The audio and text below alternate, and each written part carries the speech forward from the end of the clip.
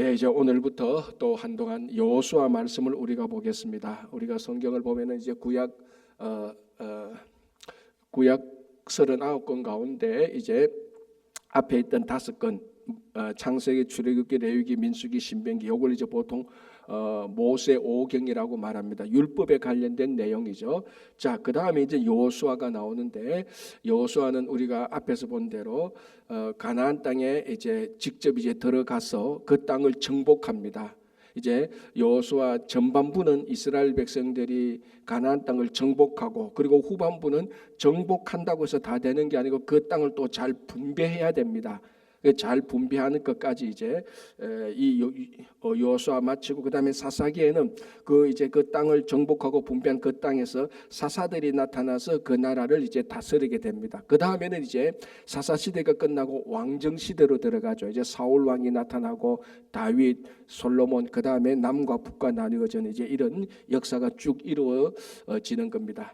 자, 이 여호수아에서 이제 중요한 것은 첫 번째, 이방 민족들을 대상으로 그 땅을 정복하고, 정복한 땅을 자기 안에서 내부적으로 그 땅을 이제 분배하게 되는 겁니다.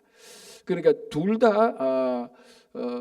다 위험에 처할 수가 있죠. 이방인들과 싸워서 그 땅을 정복해야 될 때 그 전쟁에서 이겨야 되는 것이고, 이건 그러니까 외부의 적과 싸우는 것이죠. 그 다음에 정복한 땅을 이제 각 지파가 땅을 나누어야 됩니다. 이거는 사실은 자기 내부들끼리, 내부 이스라엘 사람들끼리 갈등을 일으킬 수 있는 요소입니다. 누가 더 많은 땅을 차지할까? 누가 더 좋은 땅을 차지할까? 이제 이런 것들의 문제가 생길 수 있는 건데, 이 여호수아가 완벽하지는 못하지만은 이제 잘 정복하고 땅을 잘 분배해는 이제 그런 내용들을 우리들에게 보여주고 있습니다. 자, 오늘 여호수아 처음이니까 여호수아에 대한 전체적인 몇 가지 특징을 일단 한번 보겠습니다. 여호수아는 제가 방금 말씀드린 것처럼 땅을 정복하고 땅을 분배해서 이제 땅을 완전히 자기들이 가지는 겁니다. 그래서 이것은 이미 하나님께서 아브라함에게 약속했던 그 약속이 성취되는 것이죠. 하나님께서 아브라함에게 약속했던 큰 두 가지가 뭐였습니까? 사람에 대한 약속이죠. 하늘의 별처럼 바다의 모래처럼 너희 자손을 많게 할 것이다. 이게 하나님께서 아브라함에게 주신 첫 번째 약속이고, 두 번째 약속은 뭡니까? 그럼 그 많은 자손들이 살아야 될 땅에 있어야 되지 않습니까? 거주지가 있어야 되지 않습니까? 여러분, 쉽게 말해서 자식 많이 낳았는데 이 자식들이 앞으로 잘 살아야 될 것 아닙니까? 그거하고 똑같습니다. 그래서 아브라함에게 하나님께서 이제 갈대아 우리에 있는 아브라함을 불렀지 않습니까? 그래서 아브라함을 믿음의 조상으로 삼고 이제 그 후손들이 하나님의 자손으로 살게 하는데, 이제 두 가지 약속, 많은 자손을 주게 될 것이다. 이 자손이 또 거주해서 살 것이다인데, 그러면 많은 자손, 하늘의 별처럼 바다의 모래처럼 많은 자손을 가진 것은 실제로 누구에게 언제 이것이 가시적으로 이루어졌다는 것을 우리가 알 수 있습니까? 출애굽할 때, 모세가 출애굽할 때 그 인원이 얼마였습니까? 남자 장정만 60만 명이었습니다. 그러면은 가족들까지 합하면 벌써 한 200만에서 250만 명 되는 거죠. 물론 글자 그대로 하늘의 별이나 바다의 모래가 몇 개나 다 헤아려 가지고 정말 그만큼 되느냐, 그거는 비유적인 것 아닙니까? 그러니까 많은 자손을 가지게 될 것이라는 것은 창세기에서 요셉의 70명 가족이 애굽으로 내려가서 거기서 400년 살면서 고센 땅을 중심으로 400년 동안 살면서 나중에는 이제 노예 생활까지 하지 않습니까? 그래서 그 가나안에서 애굽에서 나와서 광야를 거쳐서 가나안 땅에 들어갈 때 그 애굽에서 나올 때 보니까 벌써 하늘의 별처럼 바다의 모래처럼 많은 사람들이 됐단 말이죠. 그러니까 아브라함에게 주신 자녀에 대한 약속은 모세 때부터 성취되어 가기 시작한 것입니다. 자, 그러면 이제 첫 번째 약속은 이제 첫 번째 약속은 성취된 것처럼 보여지고, 두 번째 약속, 땅에 대한 약속은 여호수아를 통하여서 가나안 땅을 정복하고 분배하는 것으로 이루어지는 것입니다. 자, 이것을 통해서 우리가 알 수 있는 것은 이 여호수아에서 드디어 하나님의 약속이 성취된다라는 것입니다. 그러니까 하나님께서 하신 약속은 우리가 생각하는 이 시간보다 훨씬 더 오래 걸려서 그렇지 하나님의 약속은 반드시 성취되는 것입니다. 그래서 어떻게 보면은 우리가 하나님에 대하여 믿음을 가지는 것은 인내하고 똑같은 것입니다. 반드시 그 믿음에는 기다림이 있어야 되는 겁니다. 어디까지? 하나님의 타이밍까지 기다려야 되는 겁니다. 그게 어떨 때는 우리가 생각했던 것보다 더 짧을 수도 있고, 대부분은 제가 경험해 보니까, 그리고 또 주변의 약속의 성취를 보니까 대부분은 우리가 생각했던 것보다 좀 더 오래 걸리는 경향이 있더라고요. 왜냐하면 우리는 항상 조급하잖아요. 하나님, 이게 내가 하나님께서 우리에게 주신 이 약속으로 믿습니다. 그런데 그게 맞거든요. 그런데 이제 문제는 이 약속이 오늘 이루어지나 내일 이루어지나 우리는 우리 이 조급함 때문에 항상 이 약속이 이루어지는 이 시간을 하나님의 시간보다 더 당겨서 생각하는 경향들이 참 많습니다. 그러다가 우리가 시간 정해놓고 하나님의 약속을 이루어지는 시간을 우리가 정해놓고 그때 안 이루어졌다고 해서 하나님의 약속이 이루어지지 않는다라고 낙담하는 경우가 종종 있단 말이죠. 그래서 신앙이라는 것은 때때로, 종종 하나님의 타이밍을 맞출 때까지 기다려주는 겁니다. 믿음을 가지고.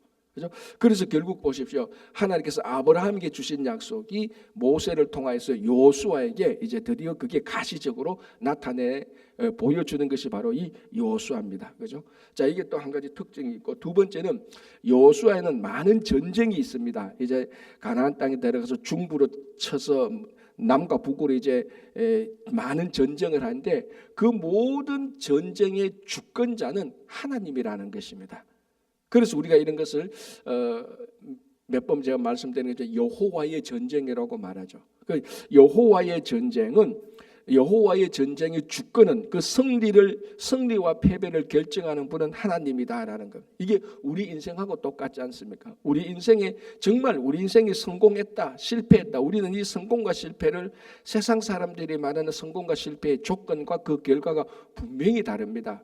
우리 인생의 성공은 뭡니까? 한평생 하나님을 섬기고 살아가는 삶 그 자체가 우리 인생의 성공입니다. 사실은 내가 무슨 직장을 가졌든 내가 어디에 살든 내 신분과 지위가 어떻든 내가 가진 물질이 얼마나 많든 적든 그거는 다 세상적으로 보는 것 아닙니까?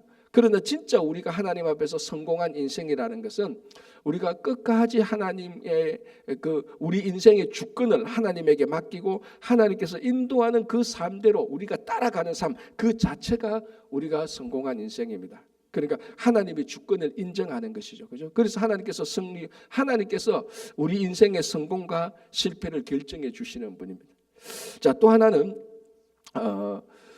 뭔가 하면은 우리가 하나님께서 결정해 주지만 우리가 그 결정하는 하나님의 삶에 대한 우리의 태도는 끝까지 순종과 인내로서 끝까지 살아나가는 겁니다. 아까 말씀드린 것처럼 내 약속이 내가 기대했던 시간보다 그 타이밍에 이루어지지 않는다 할지라도 포기하지 않고 낙담하지 않고 세상으로 나가지 않고 끝까지 그 믿음을 가지고 하나님의 시간은 분명히 올 것이다. 그 시간으로 믿고 순종하고 인내하고 따라가는 그것이 이제 중요한 것이죠. 그죠? 자, 그러면 이제 아까 말씀드린 것처럼 이 여호수아에서는 땅을 정복하고 분배하는 겁니다. 이 모든 주권은 하나님에게 있다고 말했습니다. 하나님에게 주권이 있지만 우리는 우리가 해야 될 일이 또 있습니다. 그럼 하나님에게 주권이 있다고 해서 우리는 아무것도 안 해도 돼. 우리는 그냥 가만히 앉아만 있어도 돼. 그거 아니죠. 주권은 하나님에게 있지만 그 주권을 행사하시는 하나님의 역사에 우리가 참여해서 우리가 해야 될 일은 반드시 있다는 것입니다. 그게 우리가 수고하고 애쓰고 하나님의 일에 자에게 우리가 동참하고 하는 그런 것들을 우리가 볼 수 있는 것입니다. 자, 여기 이제 여호수아 전체에 나타난 것이고요. 이제 우리가 1절 보면은 여호수아가 등장합니다. 여호수아가 등장하는데 여호수아가 어떤 인물인가를 또 한번 간단하게 볼 필요가 있죠. 자, 여호수아 책은 이제 하나님의 약속과 성취가 이루어지는 것이고 그 전쟁은 하나님께 달린 것이고 우리는 그 하나님의 주권을 인정하면서 우리 각자가 순종과 믿음으로 살아가며 우리에게 해야 될 일을 우리가 해야 된다는 이것이 여호수아 전체가 우리들에게 주신 신앙의 교훈인데, 자, 그럼 여호수아라는 인물은 어떤 인물인가 우리가 먼저 한번 보겠습니다. 자, 여호수아의 원래 이름이 뭐죠? 우리 한국말로 여호수아의 원래 이름이 뭡니까? 호세아입니다. 그렇죠? 호세아의 뜻은 뭐죠? 구원입니다. 호세아의 구원. 그 여호수아는 무슨 뜻입니까? 여호와께서 구원하신다는 말입니다. 그러니까 크게 보면은 구원이란 말하고 똑같은데 이 원래 호세아라는 사람을 여호수아로 이름을 바꿨습니다. 누가 바꿨습니까? 모세가 바꿨습니다. 앞에 보면 우리 출애굽 민수기 보면은 뭐 크게 보면은 그게 그 이름인데 요거는 우리가 좀 디테일하게 자세히 봐야 될 이유가 있습니다. 그럼 왜 모세는 호세아를 여호수아로 바꿨나? 왜 구원을 여호수아의 뜻은 뭡니까? 여호와께서 구원하신다는 겁니다. 자, 호세아 원래 이름 호세아는 구원인데 모세가 호세아를 여호수아로 바꿨습니다. 여호수아의 뜻은 여호와께서 구원하신다는 겁니다. 차이가 있죠. 무슨 차이가 있습니까? 호세아는 그냥 구원입니다. 물론 이 구원 안에 당연히 하나님께서 구원하신다는 그런 의미로 그 부모들이 이렇게 이름을 지었겠죠. 분명히 그죠? 그러나 모세는 이 호세아의 이름을 확실하게 말합니다. 야, 다른 사람이 헷갈릴 수 있다. 너 이름을 호세아 하지 말고 여호수아라. 왜 헷갈리냐? 너 구원이냐? 누가 구원하느냐는 겁니다. 그 바알이 구원할 수도 있고 애굽에 있는 태양신이 구원할 수도 있지 않느냐. 그러나 이거 분명히 해라. 그래서 여호수아로 바꿨는데 그 구원은 누가 하냐? 여호와께서 구원하신다. 그래서 여호수아가 되는 거예요. 자, 여러분 각 종교마다 다 구원이 있습니다. 그죠? 힌두교는 힌두교의 구원이 있고 불교는 불교 나름대로 구원이 있고 이슬람교 이슬람교 있고 다른 조그만 종교들은 심지어는 우상 이단까지도 다 구원이 다 있어요. 자기들 나름대로. 그러나 참된 구원은 누구로부터 구원을 받습니까? 여호와 하나님께서 구원하시는 것이죠. 그래서 이 호세아에서 여호수아로 바뀐 것은 누가 구원하느냐 이게 중요한 겁니다. 여호와 하나님께서 우리를 구원하신다라는 것이 여호수아에 담겨진 고백입니다. 우상이 여호와를 우상이 어떤 사람을 구원하는 것이 아니고 여호와께서 우리를 구원하신다라는 겁니다. 자, 그래서 제가 전번에 이런 성경이 있다고 말했습니다. 70인역이 있다. 이런 성경이 있다 그래서 이 70인역은 뭐냐면 구약 성경을 헬라어로 번역했습니다. 자, 구약 성경은 원래 어느 언어로 기록됐죠? 히브리어로 기록됐지 않습니까? 그죠? 근데 이거를 이제 예수님 오실 당시에 보면은 많은 사람들이 그 지중해 연안 헬라 세계에 다 퍼져서 살고 있었습니다. 그러니까 그 시대에 태어난 사람은 우리 2세, 3세들이 한국말 모르는 것처럼 이 사람들이 히브리어를 모르지 않습니까? 그런데 히브리어를 모르는데 히브리어로 적힌 구약 성경을 읽으라고 하니까 못 읽지 않습니까? 그래서 그걸 자기들의 언어 헬라어로 바꿔준 성경이 70인역이다 말했습니다. 70인역. 이걸 다른 말로 셉투아진타라고 하는데 어쨌든 구약 성경 히브리어 구약 성경을 헬라어로 바꾼 구약 성경이 있습니다. 이 성경에 의하면은 여호수아 제목이 어떻게 되는가 하면은 자 이건 헬라어로 되어 있겠죠. 당연히 여호수아의 제목을 예수서라고 되어 있습니다. 예수서가 뭡니까? 정확히 우리나라 말로 번역하면은 예수죠. 예수. 그러니까 헬라어 구약 성경의 여호수아 번역은 우리말로 예수라고 되어 있습니다. 예수. 그래서 이 여호수아는 오늘날 우리가 말하는 예수님의 의미하고 똑같죠. 사실 이 히브리어의 여호수아가 헬라어의 예수하고 똑같은 것입니다. 자, 이 원래 이름이 그리고 이제 여호수아가 구약에서 언제 제일 처음 나타납니까? 혹시 기억납니까, 여러분?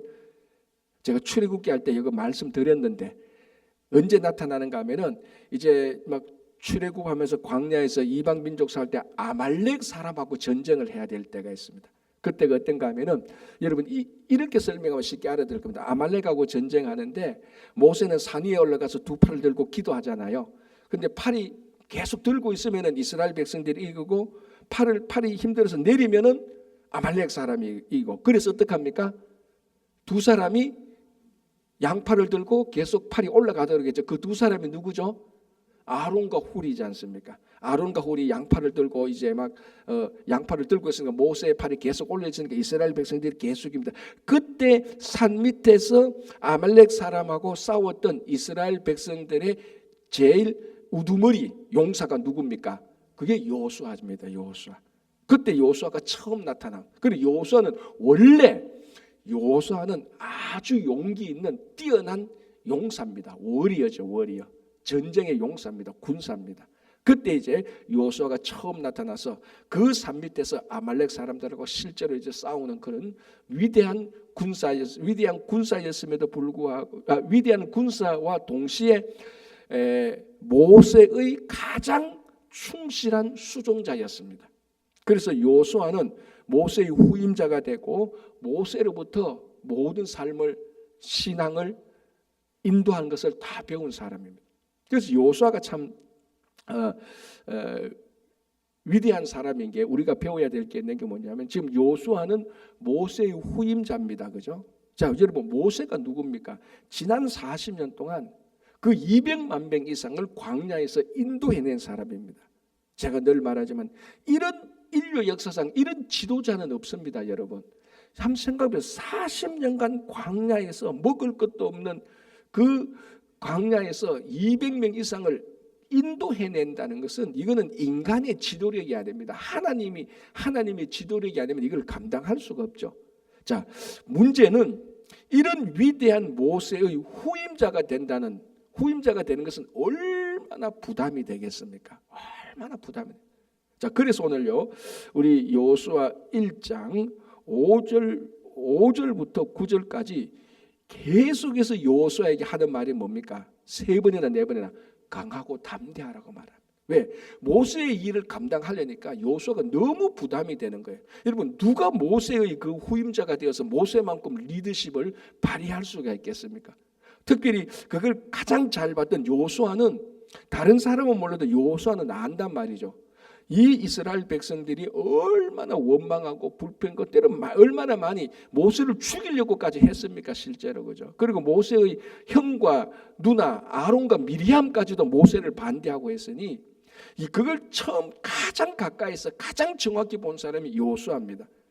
그는 다른 사람은 몰라도 여호수아는 모세의 저 지도자 자리가 얼마나 힘이 든지 얼마나 책임이 무거운지를 잘 안단 말이죠. 그런데도 하나님께서 여호수아를 모세의 후임자를 세울 때 그 일을 감당하게 된 것입니다. 이는 명예로 야 내가 모세의 후임자야. 이 세상에 모세의 후임자가 될 내밖에 더 있어. 그런 자기 자랑과 자신으로 그 후임자가 된 게 아니고 그 엄청난 책임감을 자기가 거머쥐었다는 데서 중요한 사람이라는 것입니다. 자, 우리 특별히 이민자들의 많은 사람들이 교회 와서 신앙생활 할 때 다 어떤 마음이 있는가 하면요. 편하게 좀 하고 싶다는 마음이 있습니다. 저 이해돼요. 왜냐하면 우리 이민생활 자체가 피곤하잖아요. 월화수목금 또는 월화수목금 또 다 세상에서 피곤하고 힘든 우리 이민생활 자체가 힘든데 교회 와서 또 뭐 봉사하고 뭐 하려니까 사실 피곤한 건 맞아요. 인간적으로 세상적으로. 그죠? 그리고 책임 안 지고 마음 편하게 교회에 와서 예배드리고 좀 교제하고 가기를 원하는 겁니다. 그러나 교회 공동체는 누군가는 직분을 맡아야 되고 누군가는 리더 역할을 해야 되는 겁니다. 소그룹에서. 자, 대표적으로 우리 교회는 가장 이제 당회원이 있고 그리고 구역장이 있고 선교회장이 있습니다. 제가 늘 우리 구역장 선교회장한테 늘 드리는 말씀이 여러분들이 흔들리면 이 교회는 금방 흔들리는 겁니다. 왜? 그분들이 우리 교회의 리더들이기 때문에. 그래서 구역장은 구역을 돌봐야 되고 선교회장은 선교회를 돌봐야 됩니다. 이것도 사실은 부담이죠. 그래서 제가 가끔 어떤 분들한테 내년에는 구역장 좀 맡아주십시오. 좀 선교회장을 하면 어떻겠습니까? 여러분들이 좋아하는데 이렇게 하면 이제 많은 분들은 이제 그 말에 순종해서 감당을 합니다. 참 감사하죠. 그런데 이제 어떤 분들은 이제 그걸 거절하는 명분이 뭔가 하면은 책임이 무거워요 이게입니다. 그러니까 신앙생활에 책임을 안 지고 신앙생활을 하고 싶다는 마음이 다 있다는 겁니다. 그럼에도 불구하고 그 책임을 지고 그 책임을 감당하고 신앙생활하는 우리 구역장내 선교장 제가 참 감사하죠. 어떻게 보면은 우리가 넓게 보면은 여호수아가 그렇단 말이죠. 그 모세의 그 엄청난 부담감 정말로 뭐 한 100톤, 1000톤의 무게감으로 짓누를 겁니다. 그 여호수아는 다 봤으니까. 그럼에도 불구하고 하나님께서 여호수아를 모세의 후임자를 세울 때 한 번도 나 그거 못해요. 나 안 하겠습니다. 그렇게 안 했습니다. 그게 순종했다는 겁니다. 그게 여호수아의 가장 첫 번째 위대함이라고 저는 말할 수 있는 겁니다. 다 도망가고 싶겠죠. 다 이제 그만큼 했으니까 옆에 좀 있다가 가나안 데 가서 자기 지파에게 주은 땅에서 편하게 살고 싶겠죠. 왜? 그만큼만 해도 열심히 했거든. 그만큼만 해도 수고했거든. 그럼에도 불구하고 하나님께서 요수아를 부를 때 요수아는 거기에 순종했다는 겁니다. 그러니까 이런 사람이 성숙한 사람이죠. 사실은 책임을 질 수 있는 사람, 그 사람이 책임을 감당할 수 있는 사람이 이제 성숙한 사람이죠. 그래서 이제 요수아가 모세의 후임자였다는 것이고, 또 하나는 이제 요수아가 이제 우리 앞으로 보겠지만 요수아가 모세의 후임자가 되어서 모세 못지않게 이스라엘 백성들에게 중요한 리더십을 발휘하게 되는 겁니다. 이제 요단강을 건너가고 요단강을 건너가서 그 가나안 그 백성들을 다 물리치고 또 땅을 잘 분배하고 그 가운데서도 엄청난 많은 스트레스와 어려움이 있음에도 불구하고 모세처럼 요수아가 일을 잘 감당하게 됩니다. 왜 요수아는 모세처럼 일을 잘 감당하는가 하면은 요수아는 모세 옆에서 모세에게서 잘 배운 사람입니다. 저는 목회를 하면서 이런 것들이 참 중요하더라고. 실제적으로 여러분, 모든 사람들에게는 배울 게 다 있습니다. 심지어 우리는 반면 교사라는 말도 쓰지 않습니까? 나쁜 사람에게도 배울 게 있다는 겁니다. 우리는 저렇게 하면 안 되는구나라고 배울 게 있는 겁니다. 실제로 우리는 책에서도 배우는 게 있고 어떤 일들을 통해서도 배우는 것도 있고 실제로 사람들을 통해서 배우는 게 엄청나게 많습니다. 여러분, 교만한 사람일수록 사람들한테 안 배워요. 교만한 사람일수록 뭐라고 말합니까? 네가 내한테 배우라라고 말을 합니다. 그런데 진짜 겸손하고 성숙한 사람은 모든 사람들한테 다 배웁니다. 표현을 좀 이렇게 해서 인간 같지 않은 사람들한테도 배울 게 있습니다.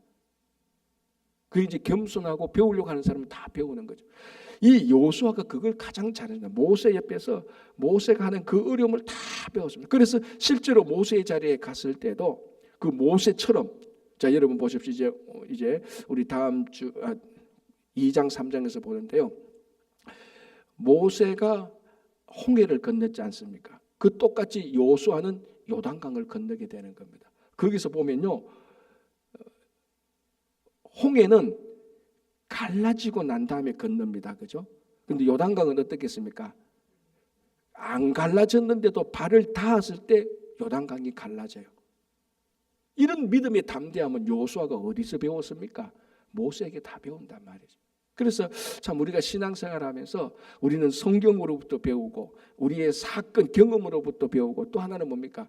우리와 함께 있는 사람들한테 배울 수 있는 것이 배우는 것이요, 가르치는 사람보다 더 성숙해질 수 있다는 겁니다. 그리고 우리가 또 모세한테 또 배울 수 있고요. 또 하나 또 하나 이제 요수아는 12정탐꾼 가운데 한 사람이었잖아요. 그래서 요수아는 갈렙과 함께 1세대 사람 중에 가나안 땅에 들어간 사람입니다. 뭔가 자기 신앙을 확실히 고백했던 사람입니다. 우리 가나안 정탐 12명이 가나안 정탐하고 돌아와서 보고할 때 10대 2로 나누었던 거 우리 다 알지 않습니까? 그 2의 갈렙과 요수아, 그 10사람이 다 반대해도, 근데 사실은 10사람들이 보고했던 그 내용이 거짓말이 아니에요. 사실 다 맞아요.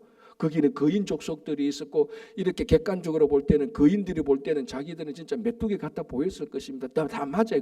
그러니까 10명의 정탐꾼이 없는 사실을 조작해서 거짓말로 보고한 거 아니에요.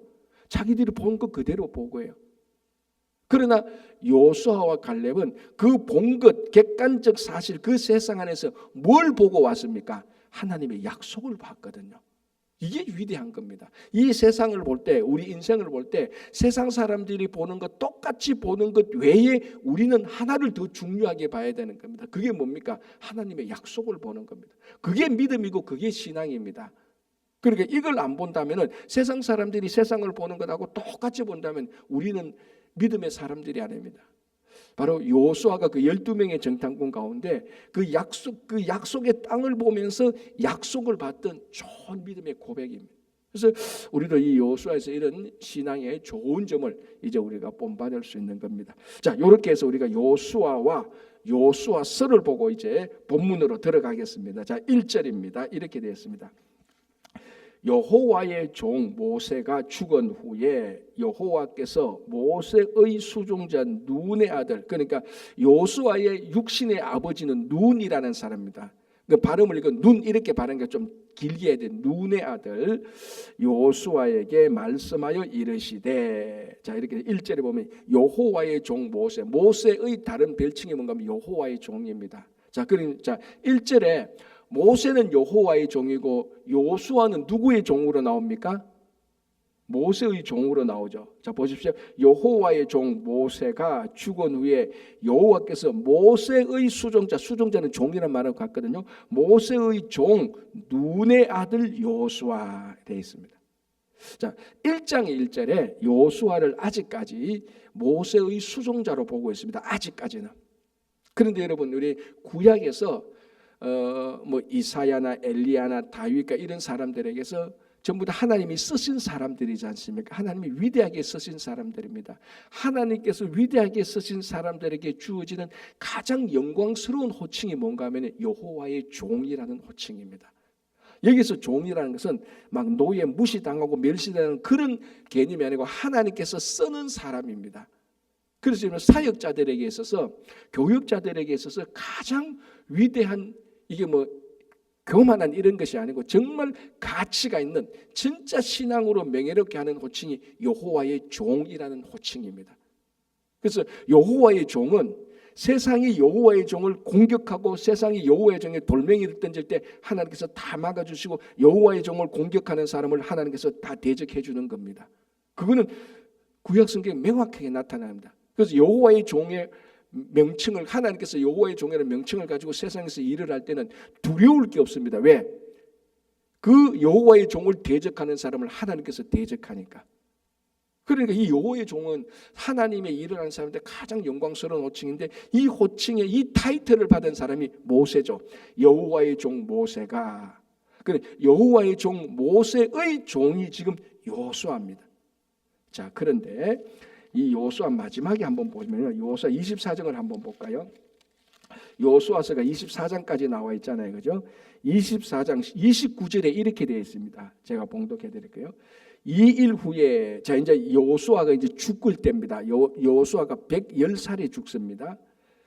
29절 24장 2일 후에 여호와의 종 눈의 아들 요수아가 110세에 죽음에 대했습니다. 자, 1장 1절에 요수아는 어떻게 시작합니까? 모세의 종으로부터 시작합니다. 그리고 사역을 다 마치고 죽을 때 그의 호칭이 뭡니까? 여호와의 종이 되어 있습니다. 그래서 여호와의 종 눈의 아들 요수아가 110세에 죽었다라는 것. 자, 우리가 이렇게 이 여호수아의 한 인생을 볼 때 우리 인생에서 배울 게 뭡니까? 지금 우리가 결국은 뭐 우리의 직분이 무엇이든지 간에 우리의 모든 영광스럽게 우리가 죽을 때에 이 세상에서 사역을 다 마칠 때 하나님께서 우리 각자에게 너는 여호와의 종이었다는 이 타이틀을 얻는 것만큼 명예스러운 게 어디 있겠습니까? 아니 목사니까 다 여호와의 종이겠지. 여러분 그렇지 않습니다. 뭐 이런 말 하면 좀 이상하죠. 목사 가운데서도 여호와의 종 안 같은 사람들이 간혹 있어요. 하나님께서 아무리 콜링 없는 목사들 있지 않습니까? 그리고 그럼 집사님은 여호와의 종이 아니면 천만에요. 하나님께서 집사로 부르실 때 그 집사의 직분을 충분히 잘 감당했을 때 하나님께서 동일하게 여호와의 종이라고 부르는 겁니다. 그래서 우리가 이 땅에서 삶을 다 마치고 하나님 나라 갈 때 우리가 가장 받아야 될 타이틀이 뭡니까? 여호와의 종이라는 타이틀입니다. 이 세상에서 직분이 무엇이든 간에 그것보다 더 중요한 직분은 진짜 우리가 여호와의 종이라는 타이틀을 우리가 받아줘야 되는 겁니다. 그렇죠? 자 1절 이제 2절 되어 있습니다. 2절 이렇게 해서 내 종 모세가 죽었으니, 그러니까 모세한테는 하나님께서 계속해서 하나님의 종이라는 것을 계속해서 말하는, 그만큼 하나님께서 모세가 하나님의 중요한 일꾼이었다는 거죠. 내 종 모세가 죽었으니 이제 너는 이 모든 백성과 더불어 일어나 이 요단을 건너 내가 그들 곧 이스라엘 자손에게 주는 그 땅으로 가라. 자, 모세의 후임자 요수아에게 모세의 사역을 이어갈 그 사역을 이제 임명하는 겁니다. 그 사역을 주는 겁니다. 자, 여기에 여호수아가 단 한마디도 나 하나님 못하겠어, 내 이때까지 했는 것만으로도 충분하잖아요, 내가 어떻게 그 일을 감당하겠어, 한마디도 거절하거나 빼거나 원망하거나 불평함 없습니다. 그 1000톤 이상의 무게감으로 짓누르는 그 책임의 무게를 여호수아가 감당하는 겁니다. 이건 참 중요한 거죠, 그죠? 그래서 모세가 죽고 난 다음에 그 일을 여호수아가 감당합니다. 뭔가 하면요, 세월이 흐르면 사람은 바뀝니다. 누구는 죽고 누구는 태어나고 그렇지 않습니까? 그죠? 이 뭐 영원한 진리 아닙니까? 세월이 흘러서 사람은 바뀌고 사역자는 바뀌어도 하나님의 사역은 계속해서 이어지는 것입니다. 그래서 그 다음 사람이 해야 될, 또 그 다음에 사람이 해야 될 중요한 것은 계속 이어지는 하나님의 사역을 잘 이어서 계승해서 그 사역을 해야 되는 겁니다. 그게 2000년 동안 지금 교회가 주어진 것 아닙니까? 그래서 우리 친구 교회도 바로 그 흐름, 그 계승 성산에 있는 겁니다. 그래서 우리 친구 교회가 해야 되는 건 뭡니까? 지난 2000년 동안 교회가 해왔던 그 사역을 지금 우리가 잘 이어서 또 이 사역을 우리 시대에 잘 감당해서 다음 세대에 또 물려주는 겁니다. 그래서 사람은 바뀌어도 하나님의 사역은 계속해서 이어지는 겁니다. 그죠? 자, 여기서 이제 요단을 건너, 이건 이제 모세가 홍해를 건넜던 것처럼 이제 여호수아는 모세의 홍해인 자기에게 준 요단을 건너야 되는 이 사역을 나중에 이제 또 감당하게 되는 겁니다.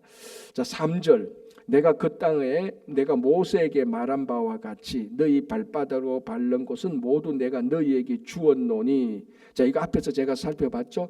정확히 말하면 어떻게 해야 된다고요? 모두 너희 발바닥으로 밟는 곳은 모두 내가 너희에게 줄 것이니, 이렇게 말해야 되죠. 정확히 말하자면. 그런데 주었노니 과거형으로, 과거 완료형으로 말합니다. 과거가 이루어진 것처럼 제가 앞에서 말했지 않습니까? 진짜는 줄 것이다라고 말했는데 주었다라고 말을 하는 겁니다. 미래를 과거 완료형으로 말하는 것은 뭡니까? 그 미래가 100% 확실하게 이루어질 것이라는 표시죠.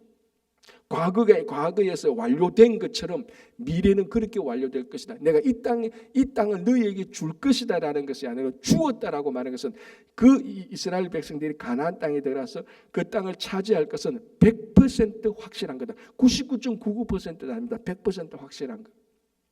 자, 이런 우리가 말씀을 듣고, 우리가 구약의 성경의 말씀 이런 거 듣고 하면서 하나님께서 우리들에게 주실 약속도 똑같습니다. 이게 우리가 믿음 아닙니까? 우리 각자에게 하나님께서 불러서, 특별히 한국에서 태어난 우리들을 미국까지 불러서 이곳에까지 신앙생활을 했을 때는 반드시 우리 각자에게 준 하나님의 약속이 있단 말이죠.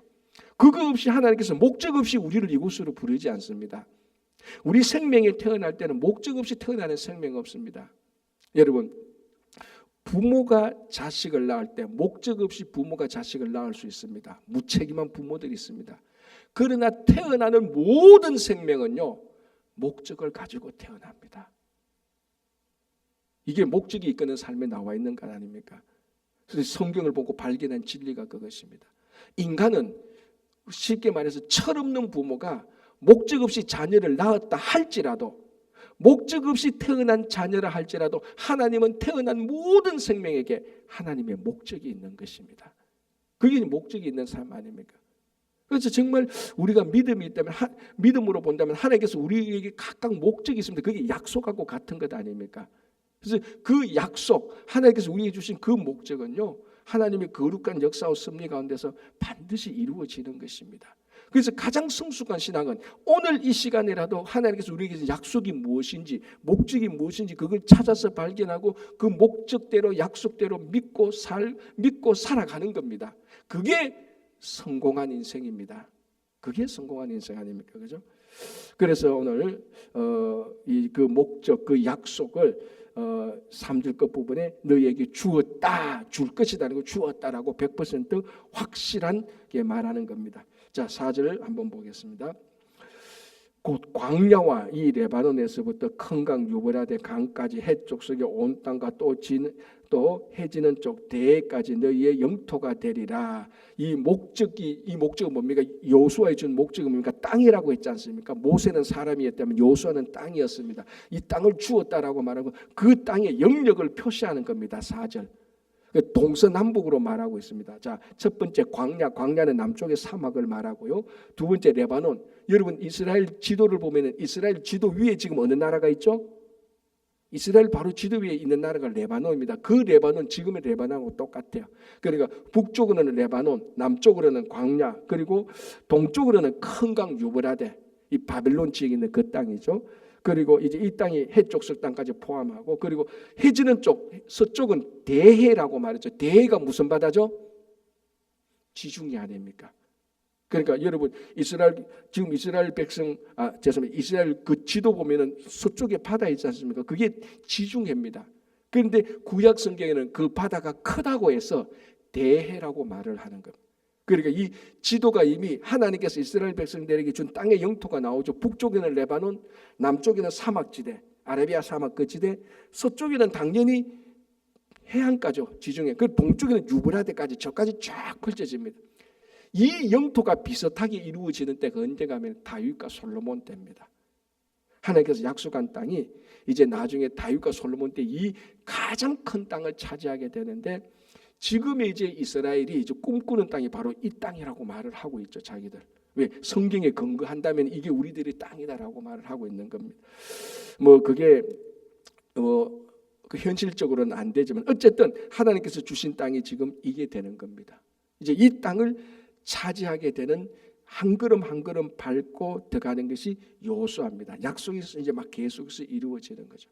이제 우리가 이제 계속해서 여호수아를 보면서 하나님께서 어떻게 이스라엘 민족을 인도하시는가, 약속이 어떻게 성취되는가를 여호수아를 통해서 잘 보여줍니다. 이것이 이스라엘 역사뿐만 아니라 우리 삶 속에서 우리의 나이에 상관없이, 왜냐하면 우리 나이에 상관없이 우리 자손들에게도 이루어지는 일들이거든요. 그래서 우리가 이것을 믿음으로 받아들이고 기도하며 우리에게 주어진 일을 감당하는 것이, 그게 바로 하나님 안에서 성공한 인생입니다. 매일매일 그런 삶을 살아가시기 바랍니다. 기도하겠습니다.